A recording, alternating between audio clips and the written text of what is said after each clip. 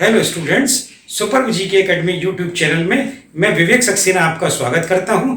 आज के इस सेशन में मैंने कई इंपॉर्टेंट प्रश्नों को शामिल किया है। आइए प्रारंभ करते हैं। Question number 1। 13 सितंबर 2020 को रघुवंश प्रसाद सिंह का निधन हो गया का संबंध किस क्षेत्र से था? पहला ऑप्शन है अभिनय, दूसरा ऑप्शन है साहित्य, तीसरा ऑप्शन है राजनीति और चौथा ऑप्शन है खेल। तो यहां पर जो सही उत्तर है या सही विकल्प है वो है राजनीति। राष्ट्रीय जनता दल के नेता रघुवंश प्रसाद सिंह का 13 सितंबर 2020 को एम्स नई दिल्ली में निधन हो गया। वह 74 वर्ष के थे। वह 5 बार लोकसभा के सांसद रहे, 5 बार विधानसभा के सदस्य रहे और 1 बार विधान परिषद के सदस्य रहे। वह पहली बार वर्ष 1996 में लोकसभा पहुंचे थे, अर्थात 1996 में वो पहली बार जो है वो लोकसभा का चुनाव उन्होंने लड़ा था और उसमें जीत प्राप्त की थी। 5वीं बार वह वर्ष 2009 में लोकसभा के सदस्य चुने गए थे।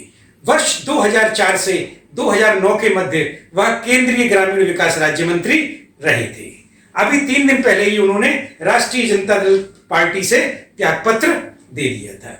एक बात और यहाँ पे क्या इंपॉर्टेंट है कि उन्हें अपने केंद्रीय मंत्रित्व के कार्यकाल के दौरान मनरेगा को लागू करने का श्रेय भी दिया जाता है, इसलिए उन्हें मनरेगा मैन भी कहा जाता है। मनरेगा मतलब महात्मा गांधी रोजगार गारंटी योजना को लागू करने का श्रेय उन्हें ही जाता है। अब आते हैं क्वेश्चन नंबर 2 पर। वैश्विक आर्थिक स्वतंत्रता सूचकांक 2020 में भारत का कौन सा स्थान है? Option A 79, option B 85, option C 105 और ऑप्शन डी 124। तो यहां पर जो सही उत्तर है या सही विकल्प है वो है 105। ग्लोबल इकोनॉमिक फ्रीडम इंडेक्स 2020 में भारत का स्थान 105 रहा है। वर्ष 2019 के सूचकांक में भारत का स्थान 79 था, अर्थात भारत के स्थान में जो है वो 26 अंकों की गिरावट आई है और वह वर्ष 2020 में 105 पोजीशन पर रहा है। अब हमें यह भी मालूम होना चाहिए कि वैश्विक आर्थिक स्वतंत्रता सूचकांक में किस देश का पहला स्थान रहा है। कभी कभी प्रतियोगी परीक्षाओं में ऐसे ना पूछ के कि भारत का स्थान ना पूछ के ये पूछ लिया जाता है कि वैश्विक आर्थिक स्वतंत्रता सूचकांक में 2020 में शीर्ष स्थान किस देश का रहा। तो वैश्विक आर्थिक स्वतंत्रता सूचकांक 2020 में जो है वो पहला स्थान हांगकांग का रहा और वैश्विक आर्थिक स्वतंत्रता सूचकांक 2020 में दूसरा स्थान जो है वो सिंगापुर का रहा। वैश्विक आर्थिक स्वतंत्रता सूचकांक 2020 में तीसरा स्थान जो है वो न्यूजीलैंड का रहा। भारत की स्थिति में जो 26 अंकों की गिरावट आई है वह यह दर्शाती है कि भारत में कारोबार की स्वतंत्रता में गिरावट आई है, अर्थात कारोबार करने में कठिनाई का अब और ज्यादा कठिनाई व्यक्ति को फेस करनी पड़ेगी। अब आते हैं क्वेश्चन नंबर 3 पर। किस राज्य सरकार ने राज्य में हरियाली सुनिश्चित करने के उद्देश्य से आई रखवाली ऐप लॉन्च किया है? Option A Punjab, option B Rajasthan, option C Madhya Pradesh और ऑप्शन डी महाराष्ट्र। तो यहां पर जो सही उत्तर है वो है पंजाब। पंजाब सरकार ने राज्य में हरियाली सुनिश्चित करने के उद्देश्य से आई रखवाली ऐप लॉन्च किया है। अब एक बात आपको और बता दें, यहाँ पे इंपॉर्टेंट फैक्ट क्या आ जाता है, ये मालूम होना चाहिए हमें कि वर्तमान में पंजाब के मुख्यमंत्री कौन है। तो वर्तमान में पंजाब के मुख्यमंत्री जो हैं वो कैप्टन अमरिंदर सिंह हैं और वर्तमान में पंजाब के राज्यपाल कौन है? तो वर्तमान में पंजाब के राज्यपाल बीपी सिंह बदनौर है। अब आते हैं अपने अगले क्वेश्चन पर। भारतीय डाक ने किस राज्य से 100% ग्रामीण कवरेज सुनिश्चित करने के लिए 5 स्टार गांव योजना की शुरुआत की है? पहला ऑप्शन उत्तर प्रदेश, दूसरा ऑप्शन महाराष्ट्र, तीसरा ऑप्शन गुजरात और चौथा ऑप्शन है मध्य प्रदेश। तो यहां पर जो सही विकल्प है वो है महाराष्ट्र। इंडियन पोस्ट ने जो है वो महाराष्ट्र से 100% ग्रामीण कवरेज सुनिश्चित करने के उद्देश्य से 5 स्टार गांव योजना प्रारंभ की है। किस राज्य से प्रारंभ की है? महाराष्ट्र से प्रारंभ की है। कौन सी योजना प्रारंभ की है?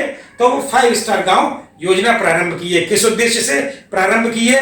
कि 100% ग्रामीण क्षेत्रों में कवरेज भारतीय डाक का हो जाए, इस उद्देश्य से वो प्रारंभ की गई है। अब यहाँ पे इंपॉर्टेंट फैक्ट और क्या क्या हो सकते हैं। एक तो ये कि महाराष्ट्र के मुख्यमंत्री आजकल सुशांत सिंह राजपूत और रिया चक्रवर्ती के कारण महाराष्ट्र के मुख्यमंत्री का नाम बार बार जो है वो न्यूज चैनलों में आ रहा है। तो महाराष्ट्र के मुख्यमंत्री जो हैं वो उद्धव ठाकरे हैं। और वर्तमान में महाराष्ट्र के राज्यपाल कौन है? तो वर्तमान में महाराष्ट्र के राज्यपाल जो हैं वो भगत सिंह कोश्यारी जी हैं। अब आते हैं क्वेश्चन नंबर 5 पर। अपराध घटना स्थल से चांस फिंगरप्रिंट की पहचान करने में प्रथम स्थान है। किसका प्रथम स्थान है? तो पहला ऑप्शन है मध्य प्रदेश पुलिस, दूसरा ऑप्शन है उत्तर प्रदेश पुलिस, तीसरा ऑप्शन है केरल पुलिस और चौथा ऑप्शन है आंध्र प्रदेश पुलिस। तो अपराध घटना स्थल से चांस फिंगरप्रिंट की पहचान करने और उसे विकसित करने में प्रथम स्थान जो है वो आंध्र प्रदेश पुलिस का रहा है। तो यहां पर जो सही ऑप्शन है वो है डी। अब यहां पर एक क्वेश्चन और क्या बनता है कि वर्तमान में आंध्र प्रदेश के मुख्यमंत्री कौन है? तो वर्तमान में आंध्र प्रदेश के मुख्यमंत्री जो हैं वो जगन मोहन रेड्डी हैं। और वर्तमान में आंध्र प्रदेश के राज्यपाल कौन है? तो वर्तमान में आंध्र प्रदेश के राज्यपाल जो हैं वो विश्वभूषण हरिचंदन जी हैं। अब आते हैं क्वेश्चन नंबर 6 पर। किस बॉलीवुड अभिनेता को नेशनल स्कूल ऑफ ड्रामा का प्रमुख नियुक्त किया गया है? Option A Anupam Kher, option B Paresh Rawal, option C Amitabh Bachchan और ऑप्शन डी रणवीर कपूर। तो यहां पर जो सही उत्तर है वो है परेश रावल। परेश रावल को नेशनल स्कूल ऑफ ड्रामा का प्रमुख नियुक्त किया गया है। अब एक क्वेश्चन यहां और क्या फ्रेम हो जाता है कि उन्हें किसने नियुक्त किया है? नेशनल स्कूल ऑफ ड्रामा का प्रमुख परेश रावल को किसने नियुक्त किया है? तो राष्ट्रपति रामनाथ कोविंद ने नेशनल स्कूल ऑफ ड्रामा का प्रमुख जो है वो परेश रावल को नियुक्त किया है। परेश रावल जो है परेश रावल ने वर्ष 2014 में अहमदाबाद पूर्वी से भारतीय जनता पार्टी की टिकट पर लोकसभा का चुनाव लड़ा था और उन्होंने जीत प्राप्त की थी। वर्ष 2014 में उन्हें पद्म भूषण सम्मान से भी सम्मानित किया गया था। अब आते हैं अपने अगले क्वेश्चन पर। नई राष्ट्रीय शिक्षा नीति 2020 को लागू करने वाला प्रथम राज्य कौन सा है? Option A Gujarat, option B Karnataka, option C Himachal Pradesh और ऑप्शन डी गुजरात।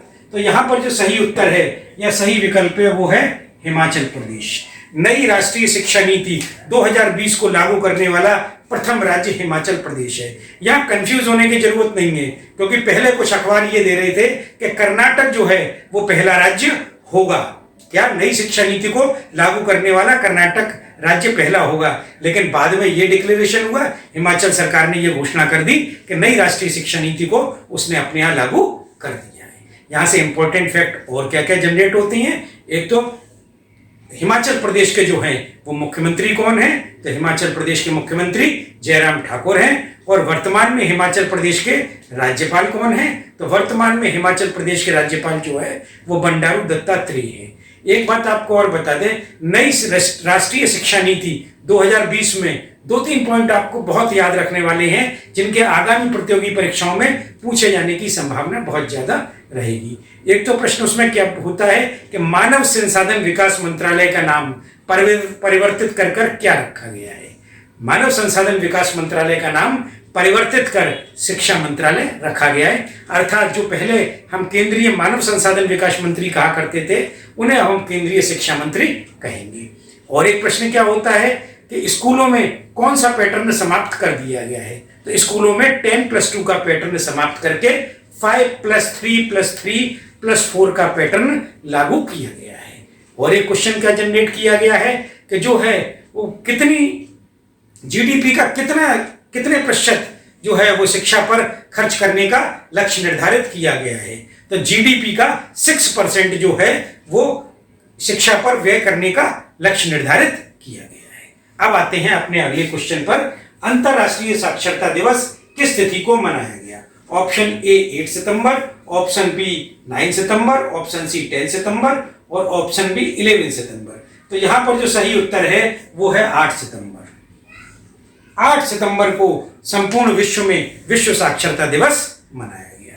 प्रतिवर्ष 8 सितंबर को विश्व साक्षरता दिवस मनाया जाता है।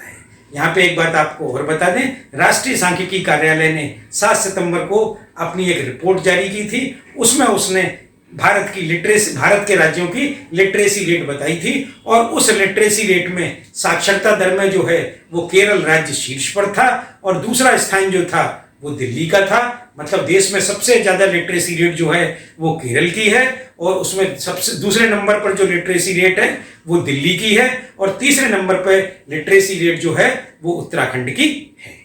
अब आते हैं अपने अगले क्वेश्चन पर, 9th पर। इंदिरा गांधी शांति पुरस्कार 2019 किसे दिया गया? Option A Shashi Tharoor, option B Ambika Soni, option C Ashok Gehlot, और ऑप्शन डी डेविड एटनबरो। मशहूर प्रकृतिवादी डेविड एटनबरो को वर्ष 2019 का इंदिरा गांधी शांति पुरस्कार दिया गया है। 7 सितंबर 2020 को एक डिजिटल कार्यक्रम में उन्हें यह पुरस्कार दिया गया। अब एक बात और क्या आती है, इंदिरा गांधी शांति पुरस्कार की में उन्हें क्या क्या दिया गया? तो इंदिरा गांधी शांति पुरस्कार के अंतर्गत डेविड एटनबरो को 25 लाख रुपए और एक प्रशस्ति पत्र दिया गया। अब आते हैं अपने आखिरी क्वेश्चन 10th।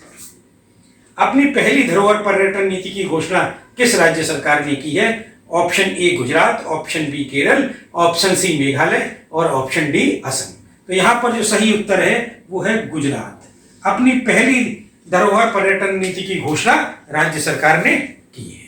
आज का ये सेशन यहीं समाप्त होता है। यदि मेरा आपको वीडियो पसंद आया हो तो इसे लाइक और शेयर अवश्य करें, साथ ही मेरे चैनल को सब्सक्राइब भी करें, और मेरे अगले वीडियो की नोटिफिकेशन प्राप्त करने के लिए नीचे दिए गए बेल आइकॉन को क्लिक करें।